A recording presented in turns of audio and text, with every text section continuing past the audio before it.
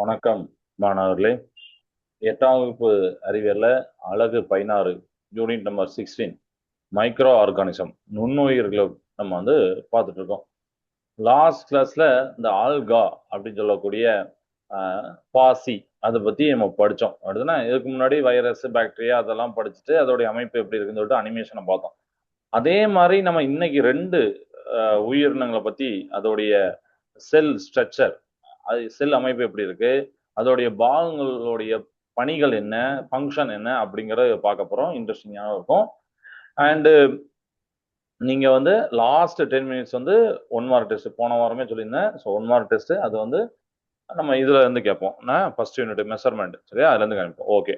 So first of all இப்போ உங்களுக்கு ஒரு ஸ்க்ரீனை ஓப்பன் பண்றேன். இதுல நம்ம பார்க்கக்கூடிய உயிரினம் என்ன அப்படிங்கிறது நீங்களே இப்போ புக்ல வச்சிருப்பீங்களா? புக்கு வச்சிருப்பீங்களா? அப்போ புக்கில் வச்சிருப்பீங்களா? அதை இப்போ நான் ஷேர் பண்றேன். நீங்களே பாருங்க என்ன உயிரினம் அப்படின்னு பாருங்க. அதுக்கப்புறம் அதை நான் சொல்றேன். எல்லாம் வச்சிருக்கீங்களா புக்கு? எஸ், பாத்தீங்களா? பச்சை கலர்ல இருக்கு. உங்க புக்ல இருக்கா? அந்த ஆல்கா பாசிக்கு அது அந்த பேஜ்ல இருக்கா? எஸ், கிளாமிடா மோனாஸ் அப்படின்னு சொல்லக்கூடிய இந்த உயிரினம், இங்கிலீஷ்ல கிளாமிடா மோனாஸ். இது சைட்லலாம் பாகங்கள் கொடுத்துருவாங்க. நம்ம அதை குறிக்க போறோம். அண்ட் ஒவ்வொன்றும் என்னென்ன ஃபங்க்ஷன் பண்ணுது அப்படின்னு கத்துக்கிட போறோம். Okay, right. ஃபர்ஸ்ட் இந்த கிளாமிடா மோனஸ்னா யாரு? கிளாமிடா மோனஸ் அப்படிங்கிறது ஒரு சிம்பிளான ஒரு செல்லான நகரும் திறனுடைய நன்னீர் வாழ்பாசி. சரிங்களா? அதாவது சிம்பிளான யூனிசெல்ல ஒரே ஒரு செல் தான் இருக்கும். மோட்டில் ஃப்ரெஷ் வாட்டர் அல்கே, நன்னீர்ல வாழக்கூடிய ஒரு பாசி. பாசியில ஒரு இனம் தான் நம்ம கிளாமிடா மோனஸ், அப்படிதானே? அது தெரியும். அப்புறம் வேற எங்கெல்லாம் பார்க்கலாம் அப்படின்னா, குளங்கள்ல பார்க்கலாம், பாண்ட்ஸ்ல, சாக்கடைகள்ல, தண்ணீர் தொட்டிகள்ல கூட இருக்கும். ஆனா இதுதான் அப்படின்னு நம்மளுக்கு தெரியாது. ஸோ தண்ணீர் தொட்டிகள்ல இருக்கும். பேரிக்காய் வடிவத்துல இருக்குமா. அதான் பேரிக்காய் வடிவம் தான், அதான் ஃபைரி ஃபார்ம் அப்படின்னு சொல்லுவாங்கல்ல, பியர்ஸ் ஷேப் அப்படின்னு சொல்லுவாங்க. இப்ப இதோடைய முன்பகுதியை பாருங்க, ஒரு மாதிரி குறுகலா இருக்கும். இது முன்பகுதி குறுகலா இருக்கும். பின்பகுதி இங்க அப்படியே அகன்றதாக இருக்கும். ஓகே, இப்படி இருக்கும் இந்த உயிரினத்துல. Okay, right. இப்போ இப்போ இதோடைய ஒவ்வொரு பாகம் என்ன வேலை செய்யுது அப்படின்னு பார்க்க போறோம். ஃபர்ஸ்ட் பாகங்களை குறிக்கலாமா? ஒவ்வொன்றா குறிக்கிறேன். எங்கெங்க இருக்குன்னு பாருங்க. நீங்க புக்கும் வச்சிருப்பீங்க, புக்லயும் பாருங்க, டைரக்டா பார்க்கலாம். செல் வால், ஃபர்ஸ்ட் அங்கிருந்து ஆரம்பிக்கிறேன். செல் வால், செல் வால் எங்க இருப்பாருன்னா இந்த இந்த வெளியில இருக்கிற செல் சுவர்.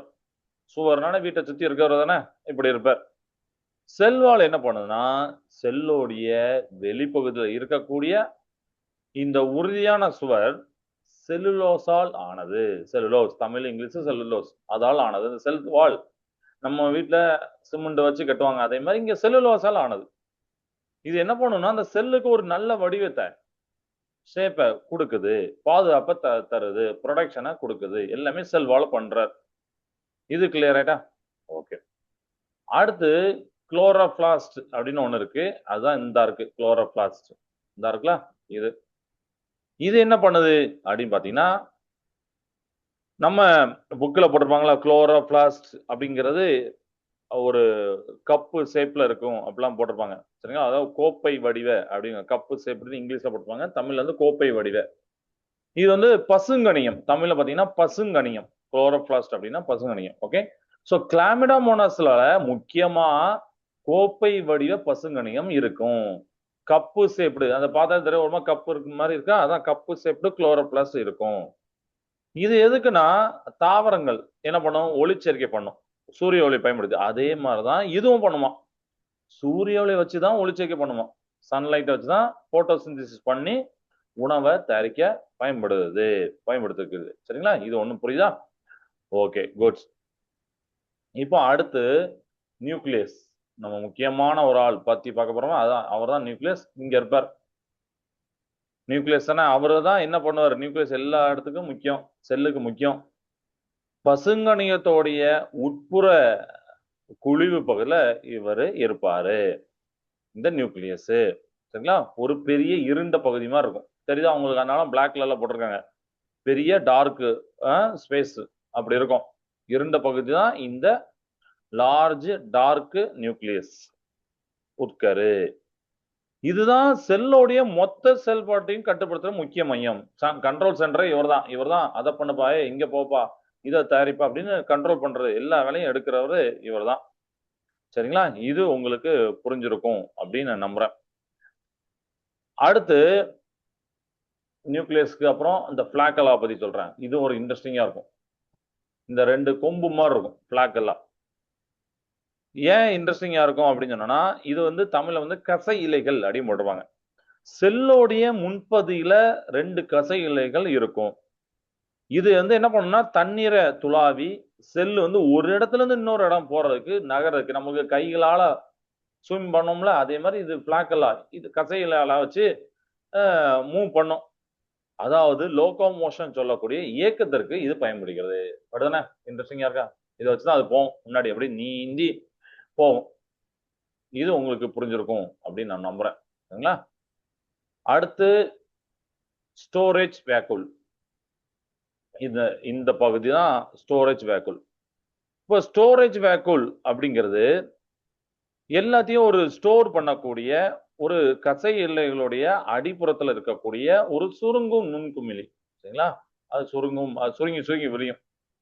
செல்லுக்குள்ள இருக்கக்கூடிய அந்த நீரோட அளவை சமப்படுத்தப்படுது, கழிவுங்கிறதுக்கு உதவுது, எல்லாத்துக்குமே இந்த ஸ்டோரேஜ் வேக்குல் வந்து யூஸ் ஆவாரு.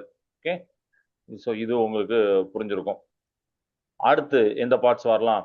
எல்லாம் இந்த சைடு ஃபுல்லா பார்ட்ஸ் போட்டோமா? அடுத்து ஐ ஸ்பாட் அப்படின்னு ஒருத்தர் இருப்பார். இந்த இருக்க பாருங்க, இவரு ஐ ஸ்பாட். தமிழ்ல வந்து கண் புள்ளி அப்படின்னு போட்டிருப்பாங்க.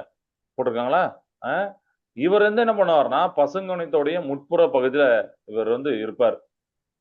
ஐ ஸ்பாட். இவரு அந்த ஒரு சிவப்பு நிற புள்ளி தான். பார்த்தா தெரியுதா? சிவப்பு நிற புள்ளியா இருப்பாரு. கண் புள்ளி அப்படிம்பாங்க. டைனி ரெட் கலர்டு ஐ ஸ்பாட். வெளிச்சம் எந்த பக்கத்துல இருந்து வருதுன்னு பார்த்து அதை உணர்ந்து, இது வந்து லைட் சென்சிட்டிவ் இருக்கும் இதுல. ஸோ லைட் சென்சார் மாதிரி இது வேலை செய்யும். அதை நோக்கி அது போகும். இதுதான் ஐ ஸ்பாட். ஸோ இதையும் போட்டாச்சு. செல் வால் போட்டாச்சா? அடுத்து அது உள்ள இருக்கக்கூடிய செல் சர்ஃபேஸ் மெம்பரேனுக்கு போறேன். இந்த இருக்குல்ல, இதான் செல் சர்ஃபேஸ் மெம்பரேன். அதுக்கப்புறம் ஒண்ணே ஒன்று தான் இருக்கு, மைட்டோகாண்ட்ரியா. ஓகேவா? இப்போ இந்த செல் சர்ஃபேஸ் மெம்பரேன் அப்படிங்கிறது உள்ள இருக்கக்கூடிய அந்த செல் சவ்வு, செல் சுவர் சவ்வு தான் அப்படி சொல்றாங்க. அந்த செல் சுவருக்கு முன்னாடி இருக்கக்கூடிய அந்த மெம்பரேனை அது சொல்றாங்க. ஓகே, இது ஒண்ணு. அடுத்து லாஸ்ட் மைட்டோகாண்ட்ரியா. இவர் இந்த மைட்டோகாண்ட்ரியா தான் எனர்ஜி ப்ரொடியூஸ் பண்ணக்கூடிய முக்கியமான ஆளு. இவர் வந்து அந்த இடத்துல தான் பவர் வரும், பவர் ஹவுஸ் அப்படின்னு சொல்லுவாங்க. சரிங்களா? இதுதான் நம்ம பார்க்கக்கூடியது. ஸோ இது எல்லாமே கிளாமிடோமோனஸோடைய பாகங்களை நம்ம பார்க்குறோம். ஓகேவா? செக் பண்ணி பார்க்கலாம். மேபி ஏதாவது நம்ம மாற்றி போட்டிருந்தா கூட அதை மாற்றிக்கலாம். ஸோ எல்லாமே கரெக்டாக வருது. ஓகேவா? குட். ஸோ இதுதான் கிளாமிடோமோனஸ். உங்கள் புக்கில் இருக்கா? புக்கில் உள்ளதையும் நோட் பண்ணிட்டு பார்த்துக்கோங்க. இந்த ஃபிளாக்கலான என்ன சொன்னாங்க, மைட்டோகாண்ட்ரியா என்ன சொன்னாங்க, குளோரோபிளாஸ்ட், இதை தமிழ்லையும் ஒவ்வொன்றுக்கும் தமிழ்ல நான் சொல்லிட்டேன். சரிங்களா? உட்கரு, மைட்டோகாண்ட்ரியா, செல் சுவர், கசையில எல்லாமே தமிழ் சொல்லிட்டேன். நீங்கள் தமிழ் உள்ளதும் நோட் பண்ணிக்கோங்க. ஸோ இது உங்களுக்கு புரிஞ்சிருக்கும் அப்படின்னு நான் நம்புறேன். ஓகேவா? ரைட். இப்போ நம்ம அடுத்த டாபிக் பார்க்க போறோம். அதுவும் ஒரு அனிமேஷன் தான். இந்த அனிமேஷன் இப்போ பார்த்தோம்னா இதே மாதிரி பார்க்கலாம். அது அதுனா யூக்ளினா. போட்டிருக்காங்களா புக்ல? யூக்ளினா ஒரு பச்சை கலர்ல போட்டிருப்பாங்க. இதை நம்ம பார்க்க போறோம். ஸோ இதோடைய பிக்சரை ஸ்டார்ட் பண்றேன். அதுக்கப்புறம் அதோடைய பாகங்களை உங்களுக்கு சொல்றேன். நீங்களும் அதை நோட் பண்ணிக்கோங்க. இப்போ என்னுடைய ஸ்க்ரீனை நான் ஷேர் பண்ணிட்டு இருக்கேன். ஸோ இதுல வந்து பாத்தீங்கன்னா நான் தமிழ், இங்கிலீஷ் ரெண்டுத்துக்குமே சேர்த்து ஆட் பண்ணியிருக்கேன். அதனால ரொம்ப யூஸ்ஃபுல்லா இருக்கும் உங்களுக்கு. யூக்ளினா வருது. Okay, right. யூக்ளினா இது இதுவும் ஒரு செல் நுண்ணுயிர் தான். சரிங்களா? இதுவும் யூனி செல்லுலர் மைக்ரோ ஆர்கானிசம் தான். இதோடைய பாகங்கள், ஒர்க்கிங் ஃபங்க்ஷன் எப்படி இருக்கு அப்படிங்கிறத பார்க்க போறோம். ஓகேவா? ஸோ இதுலயும் பாத்தீங்கன்னா என்னெல்லாம் இருக்கு அப்படின்னா, ஃபர்ஸ்ட் முக்கியமானது இந்த போட்டோ ரெசப்டர், ஒளி ஏற்பி அப்படிங்கிறத நான் போட்டுறேன். ஒளி ஏற்பி. ஒளி ஏற்பி பேர்ல இருக்கு. ஒளி ஏற்பின்னு என்ன? ஒளி ஏற்பின்னு என்ன பண்ணுவோம்? இந்த இடத்துல இதுதான் ஒளி ஏற்பி. இதைதான் நம்ம ஒளி ஏற்பி அப்படின்னு சொல்றோம். ஓகேவா? ஒளி ஏற்பிங்கிறது லைட் சென்சிட்டிவிட்டி பண்ணக்கூடியது. அதாவது நம்ம பின்னாடி ஸ்டிக்மாலாம் பார்ப்போம். அந்த ஸ்டிக்மாக்கு பக்கத்துல இருக்கக்கூடிய இந்த ஒளி ஏற்பி வந்து கண் புள்ளியோட சேர்ந்து வேலை செஞ்சு ஒளி எங்க இருக்கு அப்படிங்கிறத பார்த்து அந்த ஒளி அளவை துல்லியமாக ரிசீவ் பண்றதுக்கு யூஸ் ஆகுது. இதுதான் ஒளி ஏற்பி. லைட் எங்க இருந்து பார்த்து அந்த ஒளியை ஏத்துக்கிட்டு அந்த ஒளியோட அளவை துல்லியமாக ரிசீவ் பண்றதுக்கு தான் இது யூஸ் ஆகுது. ஓகேவா? அடுத்து குளோரோபிளாஸ்ட் பசுங்கணியம் சொல்றேன். ஏன்னா அது நமக்கு நல்லா தெரியும். ஸோ பசுங்கணியம் எங்க இருக்காரு? இந்த இருக்காரா? இவர் தான் பசுங்கணியம். இந்த போட்டிருக்காங்களா? இதான் பசுங்கணியம், குளோரோபிளாஸ்ட். இவர் என்ன பண்றாரு பார்க்கலாமா? ஓகே. யூக்ளினாக்குள்ள நிறைய பசுங்கணிகள் இருக்கும்.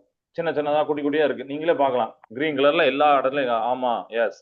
உங்களுக்கு புரிஞ்சிருக்கும். ஆமா, நிறைய குளோரோபிளாஸ்ட் இருக்காரே அப்படின்னு சொல்லிட்டு சிதறி இருக்கும். சொல்ல போனா சிதறி இருக்கும்.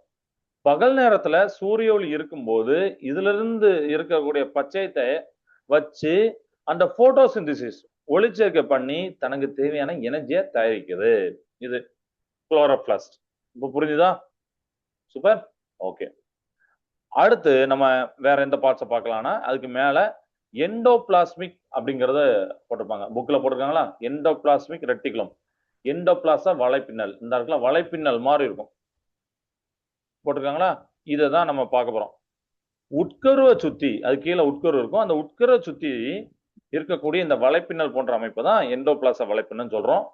புரோட்டீன் மற்றும் கொழுப்புகள் சொல்லக்கூடிய லிபிட் தயாரிப்பதற்கு இந்த செல், அப்புறம் அதை செல்லுக்குள்ள கடத்துறதுக்கும் இது வந்து ஹைவே மாதிரி ஆக்ட் ஆகும். நம்ம பஸ்லாம் போதுல ஹைவே, அதே மாதிரி வலைப்பின்னல் போன்ற அமைப்பு புரோட்டீன் மற்றும் லிபிட் தயாரிப்பிற்கும் அதை செல்லுக்குள்ள கடத்துவதற்கும் கண்டக்ட் பண்றதுக்கும் இந்த ஹைவே மாதிரி இது செயல்படுது. இது புரிஞ்சுதா? இப்ப அடுத்து நியூக்ளியஸ். இங்க வரோம். இதுதான் நியூக்ளியஸ். உள்ள இருக்கும் நியூக்ளியஸ். நம்ம முன்னாடியே நியூக்ளியஸ் பத்தி சொல்லியாச்சு. அது வந்து என்னன்னா செல்லோடைய மைய பகுதியில் உட்கரு இருக்கும். இப்போ அது உள்ள சரி. இப்போ வந்து நியூக்ளியஸ் வேற, நியூக்ளியோலஸ் அதாவது உட்கரு மணி வேற. உட்கரு மணினா நியூக்ளியஸ்க்குள்ள இருக்கக்கூடியது. ஸோ இது நியூக்ளியஸ், உட்கரு மணி இது. இந்த ரெண்டுமே என்னன்னா நியூக்ளியஸ்க்குள்ள இருக்கக்கூடியது. ஓகேவா? நியூக்ளியஸ் உள்ள இருக்கக்கூடியது அந்த உட்கரு மணி. நியூக்ளியஸ் உள்ள இருக்கிறது நியூக்ளியோலஸ். இந்த ரெண்டுமே என்னன்னா செல்லோட மைய பகுதியில உட்கரு இருக்கும், அதுக்குள்ள உட்கரு மணி இருக்கும். இதுதான் ஜெனட்டிக் மெட்டீரியல், டிஎன்ஏ இதுலதான் இருக்கும். செல்லோட growth, அப்ப வளர்ச்சிதை மாற்றம், மெட்டபாலிசம், அப்புறம் ரீப்ரொடக்ஷன் எல்லாத்தையும் கண்ட்ரோல் பண்றது இவர் தான். கிளியர் ஆயிட்டா? Okay, super. இதுவும் உங்களுக்கு கிளியர் ஆயிட்டு. அடுத்து மைட்டோகாண்ட்ரியாக்கு வருமா? மைட்டோகாண்ட்ரியா உங்களுக்கு தெரியும், அவர் தான் பவர் ஹவுஸ் அப்படின்னு படிச்சுப்போம். ரைட்டா? இவர் மைட்டோகாண்ட்ரியா என்ன பண்றாருன்னா செல்லோடைய பவர் ஹவுஸ். இவர் தான் power house of the cell. Euglena இயங்குறதுக்கு தேவையான ஏடிபி எனர்ஜியை இதுதான் தயாரிக்குது. புரியுதா? ஏடிபி எனர்ஜி இதுதான் தயாரிக்குது. அடுத்து கோல்கை உறுப்பு, கோல்கை அப்பார்டஸ். மைட்டோகாண்ட்ரியன் பார்த்தோம், உட்கருமணி எல்லாம் எண்டோபிளாஸ் வலைப்பின்னல் பார்த்தோம், பசுங்கனை பார்த்தோம். அடுத்து கோல்கை அப்பார்டஸ். இதுதான் இப்படி இருக்கும். போட்டிருக்காங்களா? இது வந்து கோல்கை உறுப்பு. செல்லுக்குள்ள உருவாகக்கூடிய புரோட்டீன்கள் மற்றும் வேதிப்பொருட்களை பேக் பண்ணி தேவையான இடங்களுக்கு கடத்துற ஒரு பேக்கேஜிங் சென்டரா இது வேலை செய்யும். அதான் கோல்கை அப்பார்டஸ். உள்ள உருவாகக்கூடிய புரோட்டீன்ஸ், வேதிப்பொருட்கள் இதெல்லாம் இருக்குல்ல, இதெல்லாம் பேக் பண்ணி தேவையான இடத்துக்கு அது பேக் பண்ணி அனுப்பக்கூடிய வேலை. அந்த கடத்துற வேலையை பேக்கேஜிங் சென்டரா இதுதான் வேலை பார்க்குது. இது புரிஞ்சிருக்கும்னு நினைக்கிறேன். அடுத்து இதுலயும் பிளாக்குலம் அப்படிங்கிற கசை இலை இருக்கும். இந்த இருக்கலாம், இதுதான் நம்ம அதில் முன்னாடி பார்த்தோம்னா அதே மாதிரி இருக்கா கசை இலை. ஓகே. அப்ப கசை இலை எதுக்கு யூஸ் ஆகுது? முன்பதில் இருக்கக்கூடிய நீளமான சாட்டை போன்ற இந்த கசை இலை தண்ணீர்ல அப்படி வேகமா அடிச்சு அப்படி யூக்ளினா முன்னோக்கி இழுத்துட்டு போற மெயின் லோகோமோட்டரி ஆர்கன் இதுதான். ஒரு இடம் விட்டு ஒரு இடம் மூவ் ஆகிறதுக்கு உண்டான அந்த வேலையை இந்த கசையில பிளாக்கெல்லாம் பண்ணுது. இது புரியுதா? ஓகே. அடுத்து ஸ்டிக்மா, ஐ ஸ்பாட் அப்படின்னு போட்டிருப்பாங்க. இந்த கண் புள்ளி இந்த இடத்துல ஒரு ரெட் கலர்ல போட்டிருப்பாங்க. இதுதான் ஸ்டிக்மா, கண் புள்ளி. கசையிலுடைய அடிப்பகுதியில ஒரு சிவப்பு நிற ஸ்டிக்மா அப்படின்னு சொல்லக்கூடிய கண்புள்ளி இருக்கும். இது வந்து ஒளியை உணரக்கூடிய ஒரு சென்சார். சூரிய ஒளி எந்த டைரக்ஷன்ல இருக்கு அப்படின்னு கண்டுபிடிச்சு அந்த பக்கமா யூக்ளினாவை நகர்த்ததுக்கு இவர் ரொம்ப ரொம்ப முக்கியம். நகர வைக்கிறதுக்கு இந்த ஸ்டிக்மா ஐ ஸ்பாட் வந்து ரொம்ப ரொம்ப முக்கியம். இது கிளியர் ஆயிட்டா? ஓகே. அடுத்து ஒண்ணே ஒண்ணுதான் இருக்கு. அப்படிதானே? கான்ட்ராக்ட் வெஹிக்கிள் அப்படின்னு சொல்லிட்டு இதுதான் சுருங்கி விரியக்கூடிய, அதான் தமிழ்ல போட்டோம்னா சுருங்கும் நுண்குமிழ். கான்ட்ராக்ட் வெஹிக்கிள் இது நட்சத்திர வடிவில் இருக்கும். சுருங்கும் நுண்குமிழ் செல்லுக்குள்ள வரக்கூடிய எக்ஸ்ட்ரா தண்ணீரை கலெக்ட் பண்ணி வெளியே பம்ப் பண்ணிடும். வெளியில எடுக்கக்கூடிய இது மூலமா தான் செல்லோடைய ஆஸ்மோ ரெகுலேஷன் அப்படின்னு சொல்லுவாங்க. சரிங்களா? அதாவது அந்த தண்ணி உள்ள போயிட்டு வெளியில வந்து பம்ப் பண்றதுல அண்ட் எஸ்கிரீஷன் அந்த கழிவு நீக்கம் எல்லாத்தையும் இவர் தான் பண்றார். சுருங்கும் நுண்குமிழ் கான்ட்ராக்ட் வெஹிக்கிள். சரிங்களா? பார்ட்ஸ் எல்லாம் இப்போ எல்லா பார்ட்ஸும் குறிச்சாச்சா? ஆன்சர் பார்ப்போம். நம்ம மாத்தி போட்டிருந்தா சரி பண்ணிக்கலாம். எல்லாமே கரெக்ட். இதுதான் உங்க புக்ல போட்டிருப்பாங்க யூக்ளினா. பார்த்தலாமா ஸ்டூடெண்ட்ஸ்? இப்போ ஈஸியா? Okay student, very good. அப்போ இன்னைக்கு நீங்க 2 விஷயம் சூப்பரா படிச்சீங்க. ஒன்னு யூக்ளினா படிச்சிருக்கீங்க, இன்னொன்னு நம்ம கிளாமிடோமோனாஸ் பாத்தீங்க. 2 ஷேப்பையும் பாத்தீங்களா? ஓகே. எதுவும் டவுட் இருக்கா இதுல? பார்ட்ஸ் எல்லாம் பாத்துக்கோங்க. இதுல தமிழ் இங்கிலீஷ் சேர்த்தே போட்டிருக்கேன். அதனால 2 பேருக்கும் யூஸ் ஆகும். போட்டோ ரெசெப்டர் எங்க இருக்காரு, கசையில எங்க இருக்காரு, கோல்கை குரூப் எங்க இருக்காரு, யார் யாரும் எங்க இருக்காரு மட்டும் இல்லாம அவர் என்னென்ன வேலை பண்றாங்கன்னு நான் சேர்த்தே சொல்லியிருக்கேன். சரிங்களா? ஸோ சப்போஸ் டவுட் இருந்தா கூட நம்மளோட யூடியூப் சேனல்ல நீங்க வந்து என்ன பண்ணிக்கலாம், திருப்பி போட்டு அது என்னென்ன ஃபங்க்ஷன் பண்ணுது, என்னென்ன வேலை பண்ணுது அப்படின்னு சொல்லிட்டு நீங்க திருப்பி நோட் எடுத்துக்கலாம். அது உங்களுக்கு யூஸ் ஆகும். கிளியரா ஸ்டூடெண்ட்ஸ்? Okay good. ஸோ இப்போ ரெடியா? நம்ம வந்து 1 மார்க் டெஸ்ட் போலாமா? 10 1 மார்க்கு. ஸோ என்னுடைய ஸ்கிரீனை இப்போ உங்களுக்கு என்னுடைய வேர்ட் டாக்குமெண்ட்டை ஓப்பன் பண்றேன். 10 மினிட்ஸ் தான். சரிங்களா? 10 மினிட்ஸ் தான். எல்லாத்துக்கும் ஒவ்வொரு மினிட்ஸ் தான். 8 சயின்ஸ் அறிவியல் பாடம் 1 அளவீட்டியல் மெஷர்மெண்ட் 1 மதிப்பெண் வினாக்கள். ஓகே, டேட் என்ன டேட் போட்டுக்கோங்க. First unit, first question. The SI unit of temperature is. வெப்பநிலையின் எஸ்ஐ அலகு என்ன? வெப்பநிலையின் எஸ்ஐ அலகு என்ன? அதாவது நீங்க ஆல்ரெடி எழுதிருக்கீங்க. 6th 7th நம்ம வச்சிருக்காங்க.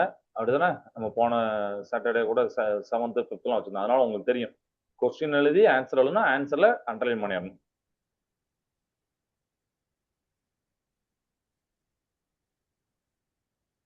ஒவ்வொரு கொஸ்டின் ஒவ்வொரு மீன்ஸ். சரிங்களா? 10 நிமிஷத்துல 10 இதான் முடிப்போம். ஸோ இதோட டைம் முடிய போகுது. எஸ், இது ஈஸியானது தானே? 2வது கொஸ்டின்.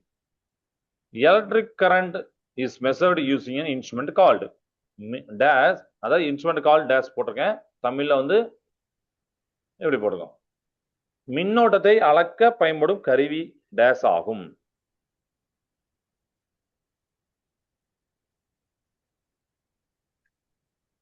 மின்னோட்டத்தை அளக்கிறதுக்கு என்ன கருவி யூஸ் பண்ணுவாங்க?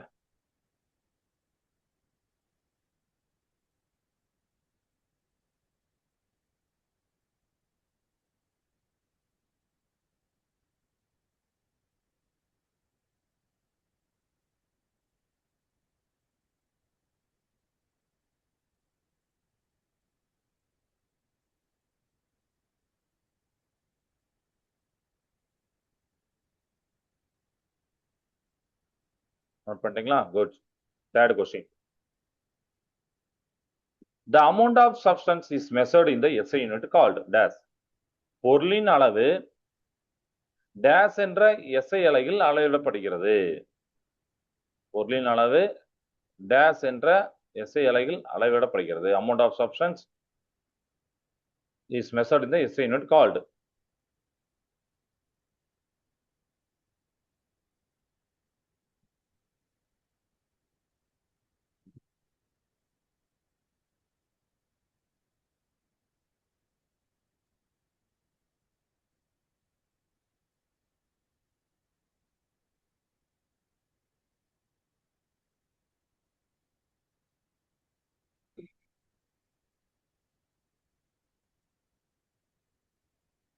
Okay, second question. Sorry, 4th question. 1 mole of a substance contains dash entities. 1 mole பொருளில் டேஷ் துகள்கள் உள்ளன. இந்த எந்த கொஸ்டினுமே புக்ல இருந்து வெளியில எடுக்கல. அதாவது அவுட் ஆஃப் த புக்லாம் இல்லை. எல்லாமே புக்கில் உள்ள லைன் பை லைனா நீங்க ரீட் பண்ணீங்கன்னா எல்லாமே அதுல தான் எடுத்திருக்கேன். சரிங்களா? புக்கை அப்படிதான் ரீட் பண்ணும். அதுல இருந்து எடுத்திருக்கேன். அதனால வந்து புதுசா இருக்க இது நம்மளுக்கே கிடையாதுன்னு நினைக்காதீங்க. எந்த ஒன்னோடமே இருக்கு. உங்க புக்ல எல்லாமே இருக்கு. 1 mole of a substance contains dash entities. ஒரு மோல் பொருளில் துகள்கள் டேஷ் துகள்கள் உள்ளன.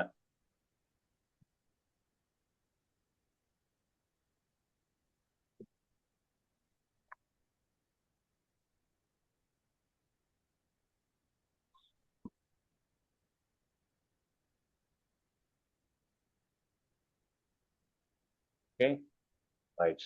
அடுத்த கொஸ்டின், 5வது question. The SI unit of luminous intensity is dash. ஒளிச்செறிவின் SI அலகு டேஷ் ஆகும்.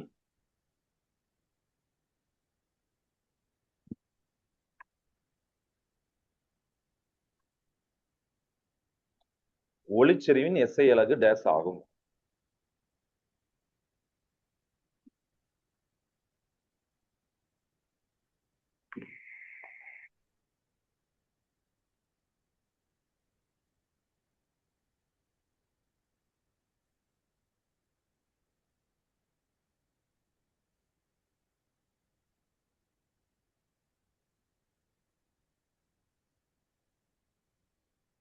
Okay.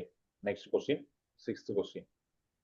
The angle made at the intersection of two straight lines or two planes is called dash. இரு நேர்கோடுகள் அல்லது இரு தளங்களின் குறுக்கு வெட்டினால் உருவாகும் கோணம் டேஷ் எனப்படும்.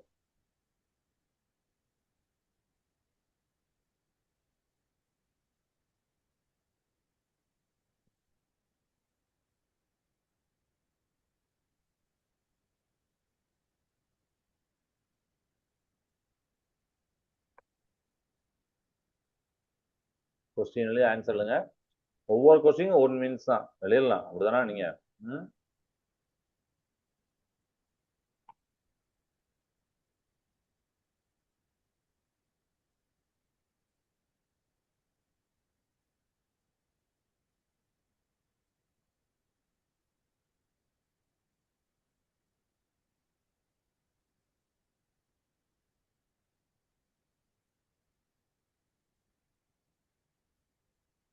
டைம் இதுக்கு முடிய போகுது. நெக்ஸ்ட் கொஸ்டின் போறேன். 7th question.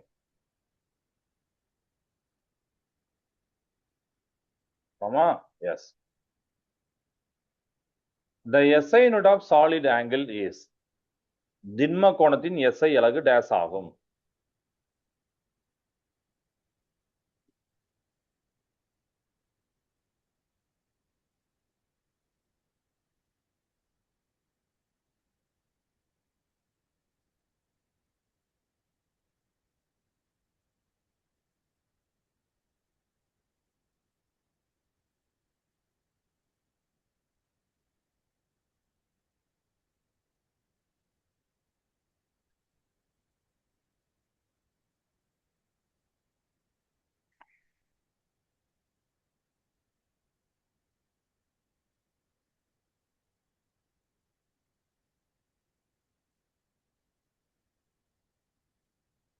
எழுதிட்டீங்களா?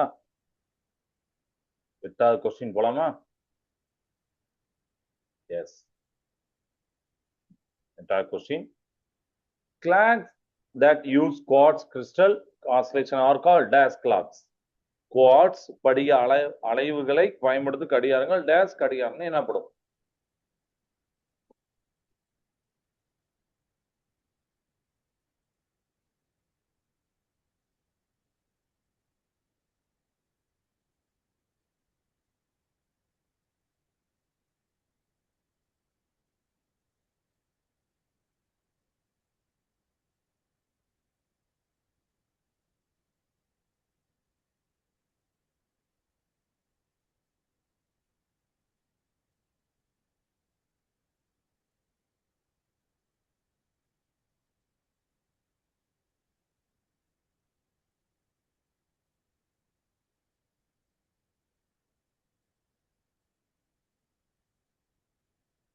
ஓகே. ஸோ இதுக்கும் 1 மினிட்ஸ் ஆயிடுச்சு. இப்போ நம்ம 9th கொஸ்டின் போலாம். இதுதான் 9th question. The closeness of a measured value to the truth value is called as. அளவிடப்பட்ட மதிப்பு உண்மை மதிப்புக்கு நெருக்கமாக இருப்பது டேஷ் எனப்படும்.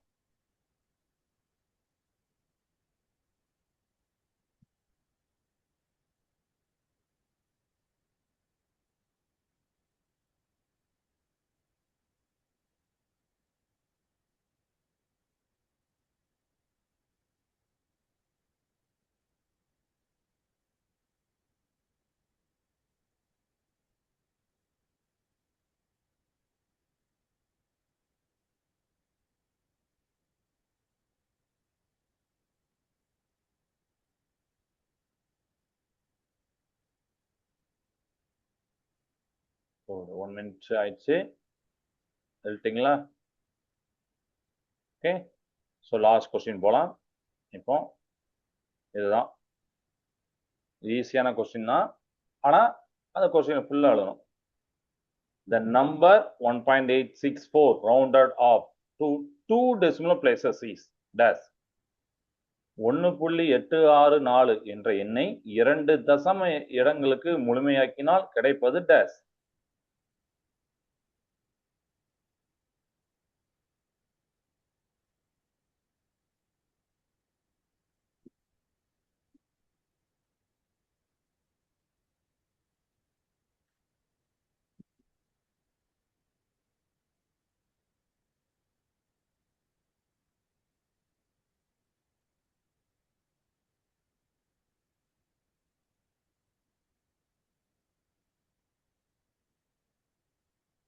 எழுதிட்டீங்களா? ஓகே. ஸோ இப்போ ஸ்க்ரீனை ஸ்டாப் பண்ணிடுறேன். எழுதிட்டீங்கல்ல? ஏதாவது டவுட் இருக்கா? எதுவும் ஒன் திருப்பி காமிக்கணும் எழுதணும் அப்படின்னா சொல்லுங்க. ஸோ டிக்டேஷன் ஒர்க்கு இன்னைக்கு கிடையாது. ஏன்னா நம்ம ஆல்ரெடி இன்னைக்கு ஏன்னா இப்போ நீங்க எழுதுறமே ஒரு டிக்டேஷன். அதனால டிக்டேஷன் ஒர்க்கு தனியாக 5 வேர்டு இன்னைக்கு கிடையாது.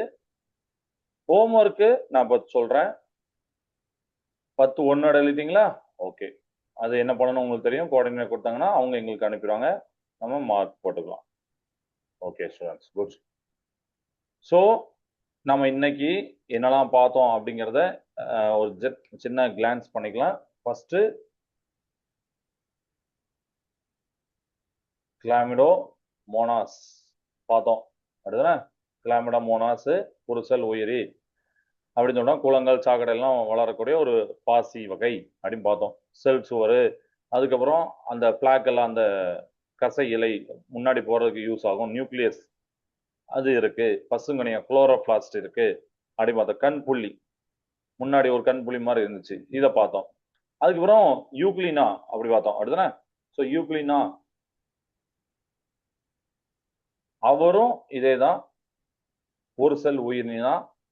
அதுலயும் நம்ம கசையில இருக்கு, கண் புள்ளி இருக்கு, ஒளி ஏரிப்பி இருக்கு, பசுங்கனியா இருக்கு அப்படிங்கலாம் பார்த்தோம். அப்புறம் உட்கர்மணி நியூக்ளியஸ் நியூக்ளியோலஸ் இருக்குலாம் நம்ம பார்த்தோம். கரெக்டா?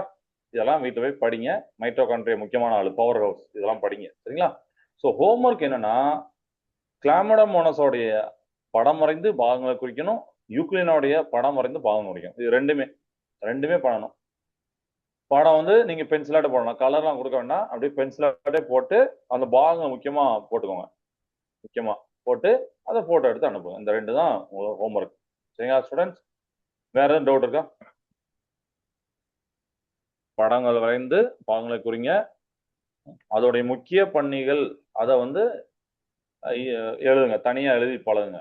ஓகே, இந்த குளோரோபிளாஸ்ட் பசங்க என்ன பண்ணுது அப்படின்னு சொல்லி. வேற டவுட் இல்லைங்களா? சரிப்பா, மீதியோட அடுத்த கிளாஸ் பார்க்கலாம். கிளாஸ் நிறைய வாழ்க பாரதம், வெல்க தமிழகம். நன்றி, வணக்கம்.